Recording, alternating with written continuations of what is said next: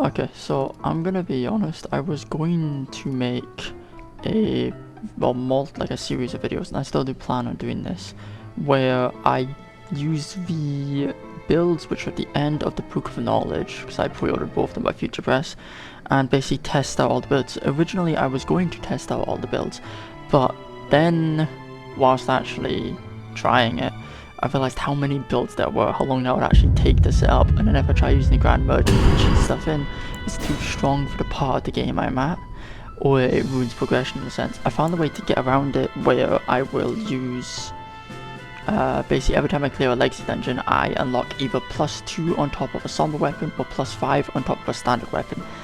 And the way that I would usually do most runs is I would clear Stormville, I'd then clear Railroad Carrier, I'd get deck, just medallions, and I'd go up to altars. Once I've gotten a Grey Stair, I'd then go to Redmane Castle, and then I'd finish Leyendell, and then I'd count the end of Mountain Top's late extension, and I'd do that and have a max weapon. I'd test the max weapon in Fire Missoula, and then, you know, I'd finish the run, because I don't want to do the actual end game of the game, because of my own reasons, as I explained in those videos. But like I said, I got really overwhelmed and trying to figure out progression was a pain in the ass, and if I did fumble on any bosses, it would just drag it out in a sense. So instead, for the first video, I've decided I'm gonna do something which I know I'm good at, and that's just playing like overhaul mods and randomizers and the likes of that. So this is the Reborn mod, which I originally already tried, and I have a save for 6.5 hours on it. This went down here. 6 hours 44 minutes of just messing around trying to figure out what you can actually do in it. So now that I have an idea of what I can do in it, I'm going to start a new build, and I'm going to just see how it goes, basically. Showcase how fun, how the actual mod is, because it is a fun mod. And, I mean, I guess by the way, for the starting thing, you just choose armor. This only matters as armor, so I'm just going to use the Dark Knight's armor. But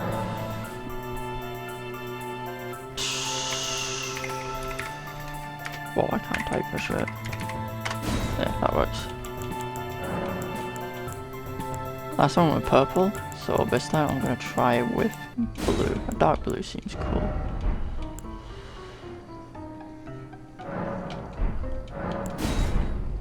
Yeah, so I already understand how this mod works, the basis of it. Basically, it has a much bigger emphasis on build versatility.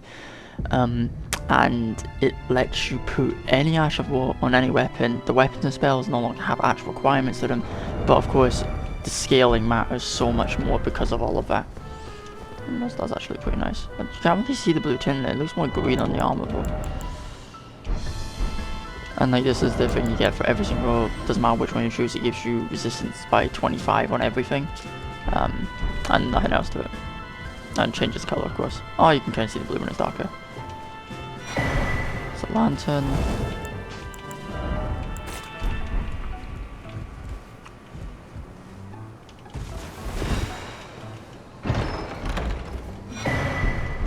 Gives you all the items off the start that you actually need.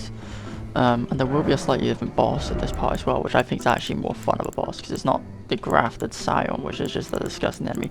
This is one thing which does matter a lot. Currently it's letting me choose one main weapon, one second-hand weapon, a spell, and then also a gift which basically works like the keepsakes do. And then whilst you're actually playing the game, you'll get these little blue medallions which let you, if you have a certain amount of them, you can unlock practically any weapon and spell in the game at any point. You don't need to wait until endgame content to get some. But some of them are very expensive. Like my last run was 6 hours, I got 8 of them total. Smaller weapons are between 1 and 3 and all that, then you get some heavier ones 5, but then it gets to extremes for some of the much more powerful weapons that they recognize powerful. Moonveil is 25 medallions. This shit looks so cool, look at that fucking blade. The fact that this is available right off the bat is broken as shit. They also do give you a glintstone seal, not a sacred glintstone, which lets you wield both incantations and spells for it, and it's unupgradable, but it has okay-ish scaling right off the bat. Good enough for basic entry of it, basic level of anything. Smithing stone, yes. Holy shit, I didn't realize that was launched before I went in the talisman pouch for thinking. Looks more like Dark Souls 3 entry. I don't think this is how it usually is. It's not usually this massive door, is it? Massive doors you have it's not usually a wall around it, and it's an enclosed area. The over there is still the same though. You cannot jump to your death either. So you have to take this guy out. I don't know if you're meant to die to this guy, but I might have. There we go. So yeah, fighting still feels the same. I don't know if like in Reforged they actually added new things like counters and all that. Reforged is another one I need to go back to because I played it for about 10 hours and then I got pissed off at the Night Maid and just realised I was under leveled for it. Right, much more later-ish game quest line. Like you shouldn't do it until you've done most Relic area. I did it before I'd done any Relic area. Yep, that's a great sword, and that's one of the ethereal medallions. You do, one thing I will say, because I didn't read this anyway, it didn't seem to explain it to me, but you do need to buy an item or obtain the item somewhere else from the Twin Maiden's husks to actually talk to the ethereal maiden, because she doesn't appear and there's just sort of a black void, which I thought you'd die if you dropped off, so I didn't. Turns out it's an invisible bridge that takes you over to her in the Round Table Hold, and they have reworked the Round Table Hold. It's much nicer in my opinion. I prefer where it's like Hugh's a bit further away, which is slightly annoying, but I do actually prefer what they've done with it. That's the one I was talking about. What's it called again? The Sacred Glintstone. One run. That. Okay, so this is whilst I'm like actually in the middle of editing the first like hour and a half of content. I was like, okay, that should be enough for an episode. So I'm in the middle of editing this, and of course I'm terrible at editing because I'm not used to making content, but I usually like to go in blind, so I don't actually look at this sort of stuff, and now I am, and I'm realizing why I'm having issues. Like this stuff, fair enough, that's just cool, but they did actually put in a second sort of deflect system, like guard countering, and also, as it shows here, you can stance break the enemies by deflecting them enough. So this may be why I was having such a hard time with Margit. I'm not actually like under level as shit, I'm just not utilising the mechanics as they're meant to. I have noticed the dodges and all that they do. It feels weird, but it does seem to work better as far as I'm seeing so far. Tweak movesets, overhauled all weapon category combos, which that I've also noticed because the one-handing the greatsword is so much nicer in this. Unlock Ash of War unique and weapon skills, yeah. You can put whatever the fuck you want, whatever you want. That's something cool. And the armor shaders are cool as shit, and also the loading screens do have much better tips to them. But yeah, I never looked for any of this stuff before, and I'm looking through now, and I feel like an idiot, because I would be having such much of a less of an issue if I just looked at this. Like, I read some of this, didn't actually read it too much. The heavily tweaked UI is very apparent, because the bosses aren't idiots, as they should be. Half them, at least the minor bosses aren't fucking stupid. So, oh, not counting them, but okay, there we go, there we go. But I feel like it might be compatible with that if you do it separately. But yeah, so they did do a lot of changes, which if you just read it yourself, you'll have a much better experience at the start than I did. Because as you saw, my other character is over 6 hours in and level 52. Because I didn't read into any of this, and it really fucked me. Use it will some torrent to treat him with. Shall I turn? Let my hand share them with me. And immediately putting points in the video because I didn't do that last time and I regret it. Yeah, so if you do get like an actual somber weapon, it gives you access to its Ash of War as well. I realised that because I got the Bloodhound's Fang on my other character.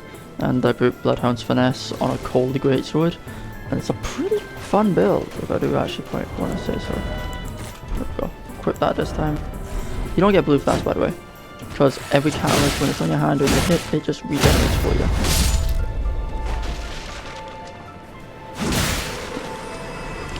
And this dude over here, if I remember correctly, yep, he drops Gravitas, which is being modified too. I miss having my electric stamina. Also, I didn't get far into it, so I'm not sure how much it actually gives you. But going off the size of the FP mines and all that in this, like the bar, I'm assuming you can get into a few thousand. Either that or they made it smaller just because the HUD is also smaller. But like, because also the bars are all the same length. So imagine you get about the same amount whenever you level one of them. I'm not basing that off anything, but that's just a guess. And one thing I will point out, because I'm gonna look like I'm bad at the game when I assure you I'm not that bad. But when you are fighting some bosses, to change the difficulty basically, they made it so some of the attacks are simply just sped up. The animations are just faster than they should be. And I realized that when I then proceeded to die to an Erdtree avatar for well over a few minutes. Yeah, the blue is a lot more apparent now. This dude just sells the shaders, by the way. A lot of the merchants in Limgrave are all Fiend, from what I've seen.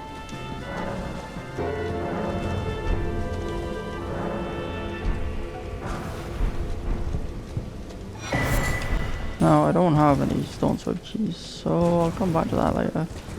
I don't know if his drops have been changed, but a lot of drops have in fact been changed by these bosses. Oh, there's a fucking cave down here.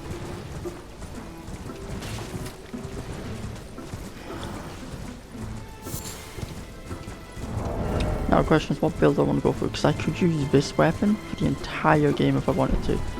And I could just put an Ash of War on it, which is not supposed to have, like Bloodhound's Finesse, which is really... I want to try Bloodhound's Finesse with Blood Flame Blade now. Because the Bloodhound's Fang can already have Blood Flame Blade put on it, and it's a pretty damn good fucking weapon when you do so. I just wonder how much better this mod would really make it. I'm gonna pick this up just because the little icon annoying me.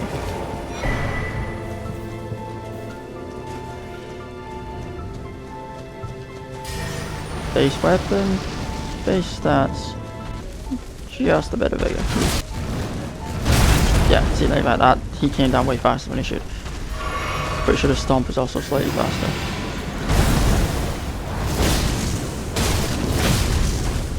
Wow, that's not good damage. No, the stomp's the same, okay.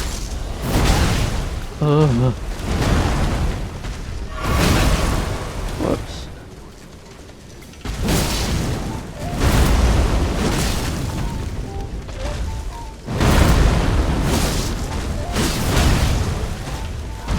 Yeah, okay. Just a slight change of timing and attacks just makes all the fucking difference. And I hate that so much. Because, like, I can confidently no-hit these guys in the base game, but you can see I threw this mod on, and I can't even kill the fucker. Yeah, I'm gonna come back to this guy, holy shit. The amount of fucking health he has too. Also, unlike stuff like Reforged, where, you know, they try and make it harder, and they don't allow you to choose bosses, so like a lot of the buffs you get from things are decreased. In this, I'm pretty sure it's actually increased, but the trade-offs can also be increased. Like the tiers gave like 5 more in each stat with the boost, and then Radagon's Sword Seal is the one that confused me. So I did pick it up, and it only appeared to change my stats by 5 each, but the item description says that it increases your stats by 25 each and it increases your damage taken by 100%. And it did look like my damage negation dropped by 100%, but at the same time I didn't feel like I was taking double damage. So I don't know if it is bugged appearance wise or if it's doing exactly as it's meant to and it just doesn't show it.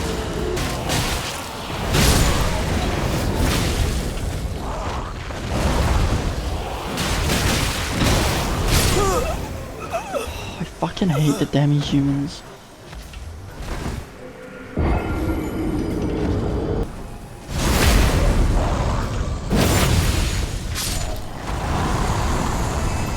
Cool. I have staff now. I don't need... Why did I kill this boss? Also, they changed it so you don't need as much shit to, you know, actually level stuff up. Thankfully. I don't want to point out these things can't be leveled up at all. Pretty sure this dude sells all the wet blades. So... red hot. They're like a 5k each for, but you know, it's nice to have him. I've got nothing to sell. Yeah, I could either go for that, or I could put Keen on it and keep using Blood Flame Blade. Don't know if you can apply Blood Flame Blade with the affinity zone. I don't know if they changed that at all.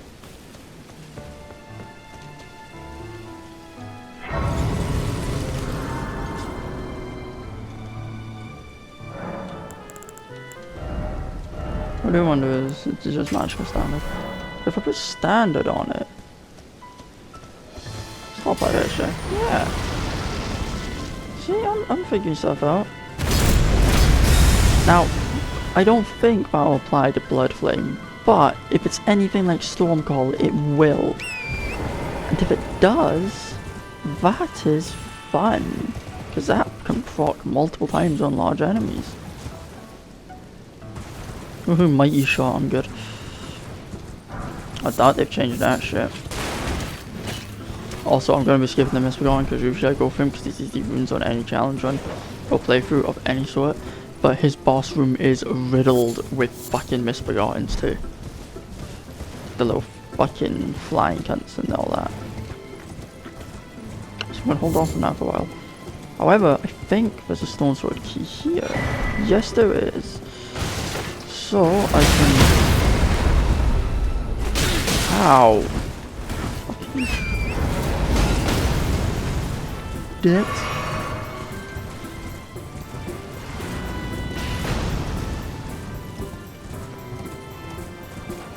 Let's see how this goes.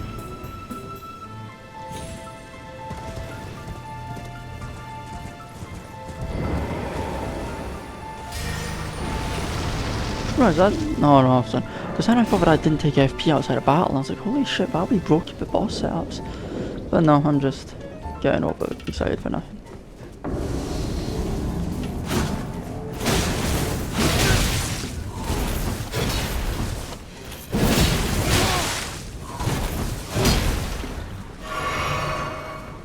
Come here, boy. Come here, fucker.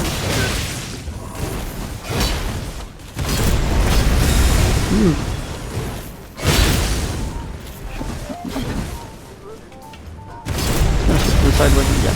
I need to time this better, not when he's skipping around, like after he does the dash. There we go. Okay, cool. Remember me and we were talking about this because like we both were fighting this guy around the same time in our first playthrough, and like it took me like an hour, it took him 45 minutes, but we both struggled in this guy so much. And now whenever we come back to him, it's just like, oh yeah, there's just another minor boss. Like, you play the game so much, but even when you stop playing for like 6 months to a year, the muscle memory just sticks.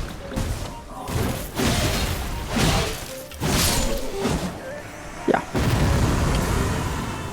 And given I didn't do all my classes, which I said, actually I didn't realize why I got different. So did you get them from killing most minor bosses?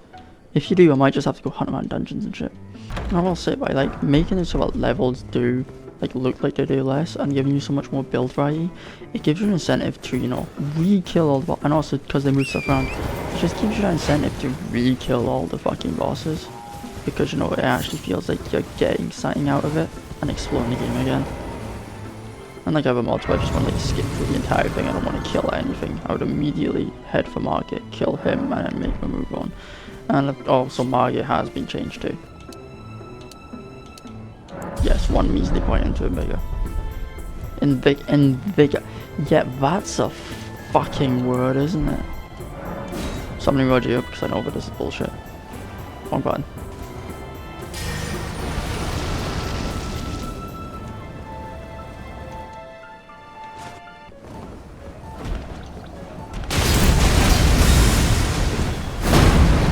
Let's test. Does this scale blood thing? Will I get a bleed frog from this? It's not damaging him. Does the blood flame blade actually cancel it?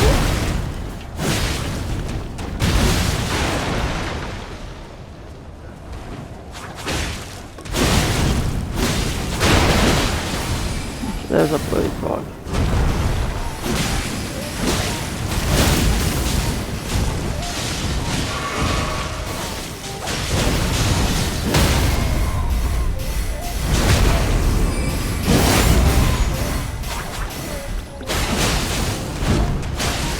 And Roger, thanks for coming in afterward. And I promise that wasn't on purpose. Oh, now you show up. Okay, that was worth it. Fit to determine if you had. It seems torrent, whereas there is, but I can take gathering. Very well. Yes, that's the item. 333 points. Runes. Points? That's not even getting muddled up with souls. I generally just said the wrong damn thing. Yeah, okay. I'm not being drastic and thinking that he has a lot more than like 4k health as he's meant to be. Try to explore it. I'm gonna explore. Ooh, Beastman.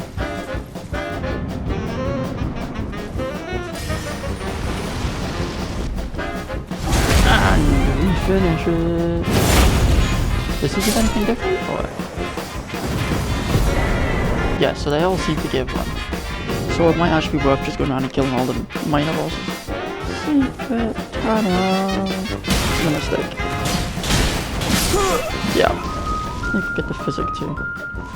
So I'm pretty sure they changed the physics too, like it just gives you almost restores your health, 100%, that's all it does. With it, so they have changed, you know, those shittier physics that nobody uses because there's like half health poison for generation and stuff. Into just, you know, strictly one physic that just heals you outright. Oh, fuck off, I rolled that. You know I fucking did. Shockwave after shockwave after shockwave after shockwave. Okay. I thought I was another shockwave. This is why you pay attention. Don't fight fucking enemies who are twice your size because the camera angle is dog shit if you do lock on, and if you don't lock on, you just... Oh, all the way back here. Don't die to this boss.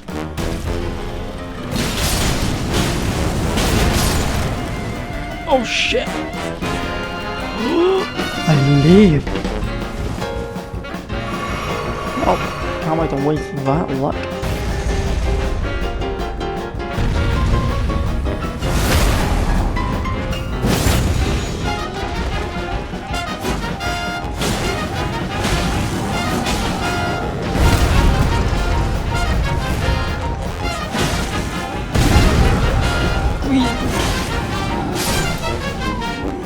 See, green is good.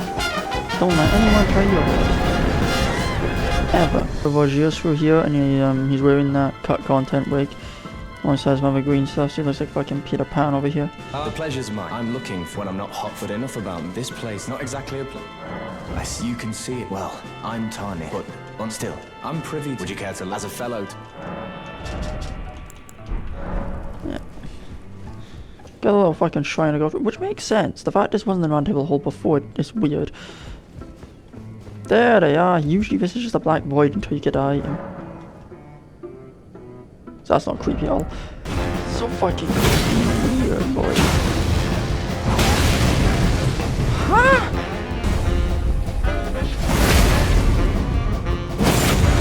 Please just die. Oh no, I hate this.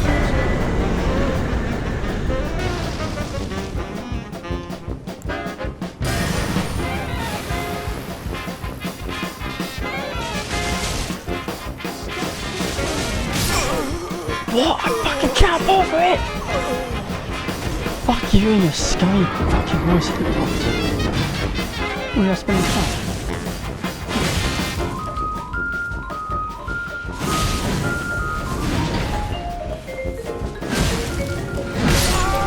Oh, what the fuck?